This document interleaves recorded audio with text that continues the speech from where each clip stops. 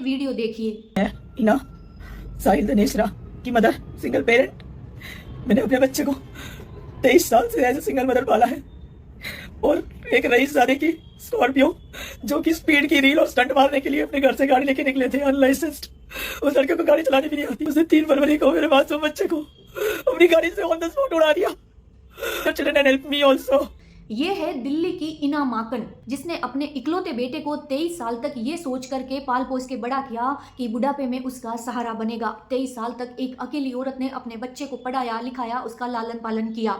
आज जब बेटा 23 साल का हो गया तो इस माँ को खुशी हुई कि अब मेरा बेटा मेरा सहारा बनेगा। परंतु उससे पहले ही एक रईसजादे ने रील बनाने के चक्कर में इस माँ के बेटे की जिंदगी छीन ली, उसकी सांसों को छीन लिया, इसके बुढ़ापे के सहारे को छीन लिया। जी हाँ, 23 साल का साहिल सुबह ऑफिस जाने के लिए अपनी बाइक से घर से निकलता है, लेकिन रास्ते में ही एक बेलगाम स्कॉर्पियो गाड़ी आती है और साहिल की बाइक को इतनी जोरदार टक्कर मारती है कि बाइक के 3 टुकड़े हो जाते हैं और साहिल नीचे गिर जाता है और वहीं पर उसकी मौत हो जाती है। बाद में पता चलता है कि गाड़ी के अंदर भाई बहन बैठे थे जो गाड़ी की स्पीड की रील बना रहे थे और इसी चक्कर में उन्होंने साहिल की गाड़ी को टक्कर मार दी। जब साहिल की माँ को पता चलता है तो वो भाग के पहुंचती है, परंतु तब तक उसकी दुनिया उजड़ चुकी होती है। साहिल इस दुनिया से जा चुका होता है।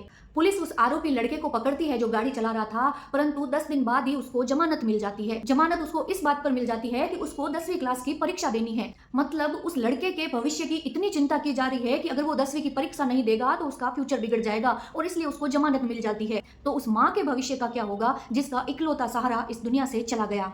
उस गाड़ी चलाने वाले लड़के के पिता का कहना है कि मेरा बेटा अभी नाबालिग है, वो तो 17 साल का ही है। भले ही वो 17 साल का है, लेकिन उसने एक माँ की दुनिया को उजाड़ दिया, उसने एक बच्चे की जिंदगी छीन ली। अगर नाबालिग था तो किस हक से गाड़ी चला रहा था? किसने दिया उसको लाइसेंस गाड़ी चलाने के लिए? अमेरिका के अंदर भी 23 साल की जानवी की मौत एक्सीडेंट में हो गई थी, परंतु अमेरिका वालों ने जानवी के परिवार को 262 करोड़ का मुआवजा दिया और साथ ही माफी भी मांगी क्योंकि उनकी वजह से उनकी बेटी की जान चली गई थी। परंतु क्या भारत में ऐसा पॉसिबल है?